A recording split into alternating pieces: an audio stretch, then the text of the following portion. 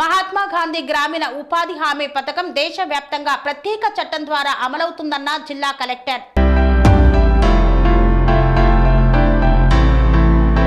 కృష్ణా జిల్లా పెడన నియోజకవర్గం బంటుమిల్లి మహాత్మా గాంధీ గ్రామీణ ఉపాధి హామీ పథకం దేశవ్యాప్తంగా ప్రత్యేక చట్టం ద్వారా అమలవుతున్న పథకమని, గ్రామాల అభివృద్ధి ప్రధాన లక్ష్యమని జిల్లా కలెక్టర్ డికే బాలాజీ అన్నారు. బంటుమిల్లి గ్రామ పంచాయతీ కార్యాలయం వద్ద శుక్రవారం ఉపాధి హామీ పథకం కింద గ్రామ సభను నిర్వహించారు జిల్లా కలెక్టర్. ఈ యొక్క గ్రామ సభలో జిల్లా కలెక్టర్ ముఖ్య అతిథిగా పాల్గొన్నారు. ఉపాధి హామీ పథకం కింద బంటుమిల్లిలో చేపట్టవలసిన పనుల జాబితా గ్రామ సభలో ఏపీడీ శర్మ చదివి వినిపించారు. బంటుమిల్లిలో 23 సీసీ డ్రైన్లు, 6 సీసీ రోడ్లు ప్రతిపాదించగా గ్రామ సభ ఆమోదించింది. గ్రామ సభ ఆమోదించిన పనులన్నీ చేపట్టడం జరుగుతుందని, కొత్తగా ఏవైనా పనులు ప్రతిపాదిస్తే వాటిని తదుపరి గ్రామ సభలో ఆమోదించి చేపట్టడం జరుగుతుందని కలెక్టర్ అన్నారు. ఈ సందర్భంగా జిల్లా కలెక్టర్ ఉపాధి హామీ పథకం లక్ష్యాలు గ్రామ సభలో వివరిస్తూ, గ్రామాల్లో పనులు కోరేవారు దరఖాస్తు చేసిన 15 రోజుల్లో పని కనిపించడం ప్రభుత్వ బాధ్యత అన్నారు.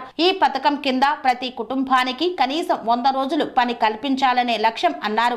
మేరకు గ్రామ సభ సువర్ణ గ్రామ సభని ఏర్పాటు చేయడం జరిగింది. ఈ గ్రామ సభలో మొట్టమొదటిగా ఎంజీఎన్ఆర్ఈజీఎస్ గ్రామీణ ఉపాధి హామీ పథకం కింద ఈ వేజ్ సీకర్స్ ఎవరుంటారో, లబ్ధిదారులు ఎవరుంటారో వాళ్ళకంతా ఏమేమి హక్కులు ఉన్నాయని దాని గురించి వాళ్ళకి అవగాహన కల్పిస్తూ, మళ్ళీ ఈ పంచాయత్లో గ్రామీణ ఉపాధి హామీ పథకం కింద ఏమేమి వర్క్స్ శాంక్షన్ తీసుకోవాలో దానికంతా ఆమోదం తీసుకోవడం జరిగింది. అంతేకాకుండా ప్రభుత్వం యాక్చువల్లీ రానున్న రోజుల్లో ప్రతి ఇంటికి 8,000 రూపాయలు ఇవ్వాలనుకుంటుంది, ప్రతి గ్రామానికి 8,000 రూపాయలు ఇవ్వాలనుకుంటుంది. ప్రభుత్వం 4 థీమ్స్లో లక్ష్యాలని ఏర్పాటు చేసింది. ఆ లక్ష్యాల గురించి కూడా ప్రజలందరికీ కూడా అవగాహన మరి ఈ రోజున గ్రామ సభలు పెట్టి ఏదైతే ఎన్ఆర్ఈజీఎస్ ద్వారా వచ్చినటువంటి నిధులు ఏవైతే ఉన్నాయో వాటన్నింటినీ కూడా మరి రూరల్ ఏరియాస్ ఏదైతే ఉన్నాయో అక్కడ డెవలప్మెంట్ చేయాలనే లక్ష్యంతో ఈ రోజున నిధులు కేటాయిస్తూ మనందరూ కూడా చూసాం. మరి పల్లెటూళ్ళన్నీ కూడా అభివృద్ధి చెందాలన్నటువంటి లక్ష్యంతో ఈ రోజున మన పెడన నియోజకవర్గంలో మరి 23 కోట్లు ఎన్ఆర్జీఎస్ నిధులు కేటాయించడం జరిగిందని చెప్పి మీ అందరికీ కూడా తెలియజేసుకుంటా ఉన్నాను. అందులో భాగంగా ఈ రోజున మనందరం కూడా మరి బంటుమిల్లి మండలానికి సంబంధించి ఇంటర్నల్ రోడ్స్ కానివ్వండి, అలాగే స్కూల్స్ సంబంధించి కాంపౌండ్ వాల్స్ కానివ్వండి, మరి బరియల్ గ్రౌండ్స్ లో సంబంధించినటువంటి ఏదైనా షెడ్లు కట్టడానికి కానివ్వండి, వీటన్నిటికి సంబంధించి సుమారుగా మరి 3.8 కోట్ల రూపాయలతోటి ఎస్టిమేషన్స్ కూడా వేసి వాటన్నిటిని కూడా ఈ రోజు మనందరం కూడా వాటిని ఆమోదించుకుంటా ఉన్నానని చెప్పి మీ అందరికీ కూడా తెలియజేస్తా ఉన్నాను. అంతేకాకుండా మరి ఏదైతే డ్రైన్స్ ఉన్నాయో వాటికి సంబంధించి కూడా సుమారుగా 64 లక్షల రూపాయలతోటి మరి బంటుమిల్లి మండలానికి సంబంధించినటువంటి డ్రైన్స్ సంబంధించి కూడా కొంత ఎస్టిమేషన్స్ ప్రపోజల్స్ కూడా పంపించడం జరిగిందని చెప్పి మీ అందరికీ కూడా తెలియజేస్తా ఉన్నాను. మా అందరికీ తెలుసు మరి ఈ రోజున మరి గత ప్రభుత్వంలో జరిగినటువంటి తప్పిదాల వల్ల ఎక్కడా కూడా ఎటువంటి అభివృద్ధి జరగలేదు. అందుకు ఉదాహరణ మనం తీసుకోవచ్చు. గతంలో మరి కాగిత వెంకటరావు గారు ఎమ్మెల్యేగా ఉన్నప్పుడు, తెలుగుదేశం పార్టీ అధికారంలో ఉన్నప్పుడు మన బంటుమిల్లి మండలానికి సంబంధించి డ్రైనేజీకి సంబంధించి 4 కోట్ల రూపాయలు అప్పట్లో శాంక్షన్ చేయడం జరిగింది. అయితే మరి ప్రభుత్వం మారిన తర్వాత మరి ఆ నిధులు చేస్తామన్నారు. మరి వాటిని ఏమైంది ఇంతవరకు తెలియనటువంటి పరిస్థితి. ఏదో అరాకొరా అక్కడ కాలేజ్ దగ్గర ఏదో కొంతవరకు మరి అక్కడ డ్రైనేజ్ లాగా కట్టి మరి సపోలో ఆపేశారు. మరి ఆ గ్రాంట్ ఏమైందో ఇంతవరకు వెళ్ళినటువంటి పరిస్థితి. మరి ఏమైనా నిధులు వస్తే వాటిని కంటిన్యూ చేసి డెవలప్మెంట్ చేసుకోవాలి తప్ప అట్లా గాలి కొద్దిగా కరెక్ట్ కాదు. దానివల్ల ఏమవుతా ఉందంటే అభివృద్ధి అనేది పుట్టుపడిపోతా ఉంది. మరి ఈ రోజున వాటికి సంబంధించి మళ్ళీ వాటన్నింటినీ కూడా తిరిగి తీసుకురావాలి. డ్రైనేజ్ వ్యవస్థ కూడా మనం వాటన్నింటినీ కూడా డెవలప్మెంట్ యాక్టివిటీస్ ని ముందుకు తీసుకెళ్లాల్సిన అవసరం ఉందని చెప్పి ఈ సందర్భంగా తెలియజేసుకుంటా ఉన్నాను. మీది గ్రామం అనుకోండి, వాళ్ళు ఎక్కడో మీకు ఇంకొక 20 కిలోమీటర్ల దూరంలో ఉన్న గ్రామంలో పని ఇస్తే అప్పుడు మీరు అక్కడికి వెళ్ళి రాకపోకలు అంతా ప్రజలకు ఇబ్బంది అవుతుంది అని వీలైనంత వరకును అదే పంచాయత్లో అదే గ్రామంలోనే పని కల్పించాలి అనేది ఉద్దేశం. దీంట్లోనూ 5 కిలోమీటర్ కన్నా ఎక్కువ దూరంలో పని కల్పించిన ఎడల మీకు ఇచ్చే వేజ్ ఏముంది, ఆ వేతనం ఏముంది, ఆ వేతనంకి 10% అదనంగా పే చేయాలి అని కూడా చట్టంలో ఉంది. 5 కిలోమీటర్ కన్నా ఎక్కువ దూరంలో మీకు పని కల్పిస్తాయి. సరే సరే ఇదేదో పని కల్పిస్తారు, పని వాళ్ళు ఎవరో ఒకరు కూర్చొని ఆఫీసర్ ఎవరో ఒకరు కూర్చొని ఈ పని చేయను ఈ పని చేయను చేసేది కూడా కాదు ఇది. అంటే ఒక ఆలోచించండి, ఒక గ్రామంలో ఇలా ఒక గ్రామ సభ ఏర్పాటు చేసి ఈ గ్రామ సభలో మన గ్రామానికి అవసరమైన పనులు ఏమేమి ఉంటాయి అన్ని నిర్ణయం తీసుకునేది కూడా గ్రామ సభ అంటే ప్రజలే.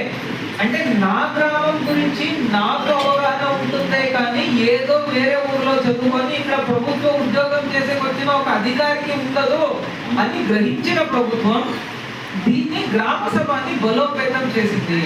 అంటే మన గ్రామంలో ఏమేమి పనులు నాకు అవసరం ఉంటుంది అని గ్రామ సభలో అందరూ కూర్చొని చర్చించి ఒక నిర్ణయానికి వచ్చినప్పుడు మొట్టమొదటిది అవసరం ఉన్న పనులని మొదటిగా తీసుకుంటారు, అవునా కదా? రెండోది మీరు మీ గ్రామం కోసం పనిచేస్తున్నారు, అవసరం ఉన్న పని చేస్తున్నారు కనుక ఇది నా పని, నా గ్రామం కోసం నేను చేస్తున్నాననే ఒక అభిమానం కూడా ఉంటుంది. సో ఈ ఉద్దేశంతో గ్రామ సభని బలోపేతం చేయాలి అని ఈ గ్రామీణ ఉపాధి హామీ పథకం కింద మొత్తం పవర్స్ గ్రామ సభకే ఇవ్వడం జరిగింది. మరి ఈ పనుల గురించి మనం చెప్తే పనుల్లో మనకు రెండు రకాల పనులు ఉంటాయి. ఒకటి మీరు మనుషులు పనిచేసేది అంటే దాన్ని మనం లేబర్ కాంపోనెంట్ అంటాం. ఇంకొకటి మెటీరియల్ కాంపోనెంట్ ఉంటుంది. అంటే ఇది చాలా ఇంట్రెస్టింగ్. ఇది ఒక గ్రామం అంటే మనకు అంటే దీంట్లో జిల్లాని ఒక పెట్టి ఉండాలి. తర్వాత ఒక్కొక్కసారి మీకే తెలుసు మనకు వేసవి కాలంలో చాలా టైమ్స్ అక్కడ ఒక మజ్జిగ పెడతారు, చాలా టైమ్స్ అక్కడ అలసట వస్తే అక్కడే ఒక చిన్న షెడ్ లాగా వేస్తారు, ఇవన్నీ చేస్తారు. దాంతో పాటు మీకు అక్కడ ఏమైనా తగిలిన దెబ్బ చాలా కొంచెం పెద్ద దెబ్బ అయితే దానికి సంబంధించిన వైద్య ఖర్చులు మొత్తం ప్రభుత్వం చూసుకుంటుంది. అక్కడ పని చేసేటప్పుడు పొరపాటున ఏమైనా ఎవరికైనా ప్రమాదం జరిగి వాళ్ళు చనిపోతే వాళ్ళకి 50,000 ఇస్తుంది ప్రభుత్వం. లేదు వాళ్ళకి ఇంకొక మన మన ఇన్సూరెన్స్ కూడా ఉంది, దాంట్లో కూడాను వాళ్ళు ఏమైనా ఎన్రోల్ చేసుకుని ఉంటే వాళ్ళకి 2 లక్షల వరకు కూడాను డబ్బులు ప్రభుత్వం ఇవ్వబడుతుంది. సో అది ప్రధానమంత్రి సురక్ష బీమా యోజన. సో ఇలాగా చాలా ఆలోచించి ప్రవేశపెట్టిన పథకం ఇది. సో దానివల్ల ఈ పథకం ఉద్దేశం ఏమేమి మీకు ఆల్రెడీ అర్థమై ఉంటుంది.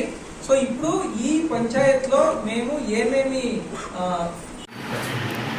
మహాత్మా గాంధీ గ్రామీణ ఉపాధి హామీ పథకం ఏమిటి? ఈ పథకం చాలా చాలా తెలివితో రూపొందించబడిన పథకం అన్నమాట. ఎందుకు అంటే ప్రతి పథకం మొదటి అంశం ఏంటంటే ప్రతి పథకం కూడా ప్రభుత్వం ఏదో ఒక గవర్నమెంట్ ఒక ఆర్డర్ ఇచ్చేసి క్యాబినెట్ మీద ఆమోదం చేసుకొని ప్రవేశం పెట్టారు. కానీ మహాత్మా గాంధీ గ్రామీణ ఉపాధి హామీ పథకం మాత్రం ప్రభుత్వం ఏదో క్యాబినెట్ నిర్ణయం వల్ల అయింది కాదు, దానికోసం ఒక ప్రత్యేకంగా చట్టం ఇచ్చారు. అంటే ఎప్పుడు కూడా మనకు చట్టం అనేది చాలా గొప్పది.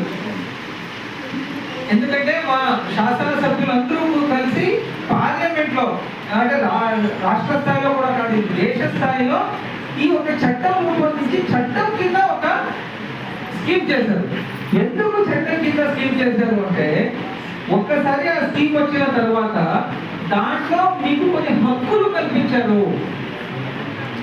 అంటే చట్టబద్ధమైన కొన్ని హక్కుల్ని ఆ చట్టంలో పొందుపరచడమైనది. అప్పుడు ఏమంటే ఆ హక్కులు చట్టంలో పొందుపరిచినప్పుడు ఏమైనా మీకు ఆ హక్కుల్లో హక్కులు మీకు అందకపోతే అప్పుడు మీరు అడిగేదానికి మీకు చట్టపరమైన అధికారం ఉంటుంది అనే ఉద్దేశంతో చట్టం చేశారు. సరే చట్టం చేశారు. ఈ చట్టంలో మీకు ఏమేమి హక్కులు ఉన్నాయి? ఫస్ట్ ఏమంటే ఇంగ్లీష్ లో రైట్ టు వర్క్ అంటారు. రైట్ టు వర్క్ అంటే ఏంటి? పని చేసే హక్కు. అంటే మన దేశంలో మన రాష్ట్రంలో ఉన్న ప్రతి ఒక్క పౌరుడు కూడా నేను పని చేయాలి అనుకుంటే ఆయన పని చేసేదానికి హక్కు అవకాశాలు కల్పించేది ప్రభుత్వ బాధ్యతగా తీసుకుంది. అంటే మీరు పని చేసేది మీరు పని వెతకాలి అని కాదు, మీరు పని అడిగినప్పుడు మీకు పని ఇప్పించేది ప్రభుత్వ బాధ్యత, పని చేసేది మీ హక్కు. ఇప్పుడు మీరు 10 చేసినాక మీరు దరఖాస్తు చేసుకున్న తర్వాత 15 రోజుల్లోపే 10 కల్పించాలి. 15 రోజుల్లోపు 10 కల్పించకపోతే మీకు 16వ రోజు నుంచి వృద్ధి కూడా ఇవ్వాలి అని చట్టంలో ఉంది. సో ఇలాగా ఈ యొక్క హక్కు ఇచ్చారు. అంటే 100 రోజులు పని చేసే హక్కు పౌరునికి ఉంటుంది, 100 రోజులు పని కల్పించే బాధ్యత ప్రభుత్వానికి ఉంటుంది. సరే, ఇంతతో ఆగిపోయిందా? వర్షాలు వచ్చినప్పుడు ఇప్పటికీ ఎక్కడికక్కడ నీళ్లు నిలిచిపోతా ఉన్నాయి, డ్రైనేజ్ వ్యవస్థ అంతా కూడా కూడిపోయిందని తప్పకుండా దానికి కూడా మనం డెవలప్మెంట్ చేయాల్సిన, అభివృద్ధి చేయాల్సిన అవసరం ఉందని చెప్పి నేను కూడా తెలియజేసుకుంటా ఉన్నాను. అదేవిధంగా మరి మరొక ముఖ్యమైనటువంటి అంశం ఒకటి ఉంది. ఒకటి ఇప్పుడు కూడా వచ్చి చాలా మంది అడగడం జరిగింది, డంపింగ్ యార్డ్ అనేది తీసుకెళ్ళి అక్కడ వేసేస్తున్నారు. దానివల్ల ఏమవుతా ఉందంటే అది రోడ్డు మీదకి వచ్చేస్తూ ఉంది. దాన్ని కొంచెం రీసైక్లింగ్ చేయటం కానివ్వండి, గతంలో పొడి చెత్త తడి చెత్త విడదీసి దాన్ని అంతటినీ కూడా మరి ఏదైతే షెడ్లు వేసి వాటిలో రీసైక్లింగ్ చేసి వాటన్నింటినీ కూడా అమ్మడం జరిగేది. కానీ గత ప్రభుత్వ హయాంలో వైసీపీ ప్రభుత్వ అధికారంలో ఉన్నప్పుడు దాన్ని పట్టించుకోకపోవడం వలన అక్కడ ఏంటంటే కొండలాగా గొట్లు పెరిగిపోతా ఉన్నాయి. ఆ చెత్త అంతా కూడా అక్కడే నిల్వ ఉండిపోతా ఉంది. దానివల్ల ఏంటంటే ఈ జ్వరాలు ఇవన్నీ కూడా ఇబ్బందికరం. ముఖ్యంగా ఆ కాలనీ వాసులందరూ కూడా నాకు కూడా వచ్చి ఒక అర్జీ ఇవ్వడం జరిగింది. అక్కడ ఏమవుతా ఉందంటే ఎండ ఉన్నప్పుడేమో ఆ చెత్త చెదార్థం అంతా కూడా గాలితో లేచిపోవటం వల్ల అక్కడ ఉన్నటువంటి ఆ మైనింగ్ కవర్లు కానివ్వండి అవన్నీ కూడా వచ్చేసి ఇళ్లలోకి వెళ్ళిపోతాయి. అదేవిధంగా ఏదైనా మాంసానికి సంబంధించిన వేస్ట్ మెటీరియల్ కూడా కొంతమంది అక్కడ డంప్ చేయడం వల్ల ఈ కుక్కలు అటువంటి ఏమైనా వచ్చినప్పుడు కూడా అవి తీసుకొచ్చేసి ఇళ్లలోకి వచ్చేయడం, అప్పుడు కూడా ఈ చుట్టుపక్కల ఇళ్ళ వాళ్ళు కూడా ఇబ్బంది పడుతూ ఉన్నారు. సో ఇది ఒక ప్రధానమైన అంశం అండి. వాటన్నిటి కూడా పైకి వేసేటు, అట్లాగే చెత్త నుంచి సంపద అనే కాన్సెప్ట్ ద్వారా అప్పట్లో పెట్టినటువంటి దాన్ని చేసినట్టయితే కొంతవరకు ఈ సమస్యను మనం పరిష్కరించుకోగలుగుతామని చెప్పి సందర్భంగా తెలియజేసుకుని తప్పకుండా ఈ సమస్యలన్నింటినీ కూడా పరిష్కరించాలని చెప్పి కలెక్టర్ గారు కూడా కొంచెం వాటి మీద దృష్టి పెట్టి వీటన్నింటినీ కూడా పరిష్కరిస్తారని చెప్పేసి తప్పకుండా రానున్న రోజుల్లో ఏదైతే మనం మరి గ్రామాల్లో అభివృద్ధి చేయాలి, ప్రజలందరికీ కూడా మరి ఏవైతే సమస్యలు ఉన్నాయో వాటన్నిటినీ కూడా పరిష్కరించాలన్న లక్ష్యంతో ఈ ప్రభుత్వం పనిచేస్తా ఉందని చెప్పి మీ అందరికీ కూడా తెలియజేసుకుంటూ తప్పకుండా ఏవైతే మరి ఇంకా చేయాల్సినటువంటి పనులు, సీసీ రోడ్లు కానివ్వండి ఏవైతే ఉన్నాయో తప్పకుండా రానున్నటువంటి రోజుల్లో వాటన్నిటిని కూడా ఒక్కొక్కటిగా ప్రతి సమస్యని కూడా ప్రజలకు సంబంధించిన సమస్యలు ఏవైతే ఉన్నాయో వాటన్నిటిని కూడా తప్పకుండా పరిష్కరిస్తామని చెప్పి మీ అందరికీ కూడా హామీ.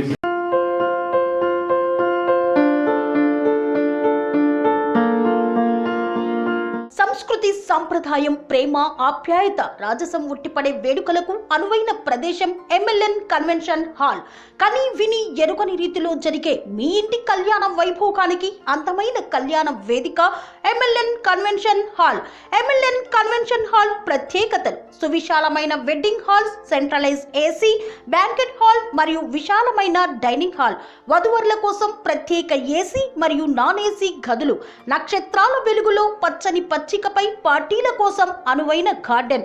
MLN కన్వెన్షన్ లో CCTV పర్యవేక్షణతో పూర్తి భద్రత. ఎక్స్పీరియన్స్ అండ్ ప్రొఫెషనల్ వర్కర్స్ గల అన్నపూర్ణ గ్రూప్ వారి సేవలు. 2000 వాహనాలు పార్కు చేసేందుకు సువిశాల పార్కింగ్ సౌకర్యం. మీ ఇంట జరిగే అన్ని శుభకార్యాలకు, పెళ్లి, reception, engagement, birthdays, get together, corporate events, ఏ ఇతర శుభకార్యాలకైనా అందమైన వేదిక MLN కన్వెన్షన్ హాల్. బుకింగ్ కోసం సంప్రదించండి 7550438888 మరియు 7550428888. మా అడ్రస్ చీర్యాల లక్ష్మీ నరసింహస్వామి దేవాలయం ప్రక్కన, near outer ring road, Keesara junction, Cheeryal గ్రామం, మేడ్చల్ జిల్లా.